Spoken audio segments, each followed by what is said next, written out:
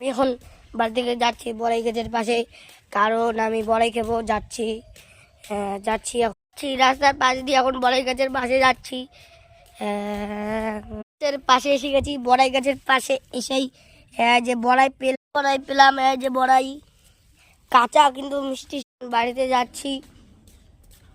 সরস্বতী পূজার আগে কে কে বড়াই খেয়ে নিছো সে কমেন্টে জানিয়ে দেওয়া। যে টোটোটা দেখছো সেই টোটোটা আমার বাবার, যে আমার বাবার টোটো পুরা দেখে নেবা। আমি এখন বাড়ি চলে এসলাম। কাকু জমির বাড়িতে সরে দিবে। কাকু একবার হাই বলো। আমি এখন বাড়িতে চলে এসলাম, এসে বের করেছি। এখন এখান থেকে একটু লবণ বিগো দিয়ে দেবো। এই যে আমার থুড়ি, এই যে মুখটা মেরে নিলাম। মুখটা মেরে এখন আমি মরিচ দিব। মরিচ দেওয়া শেষ হলে বয়াম এখানে খুলে দিব।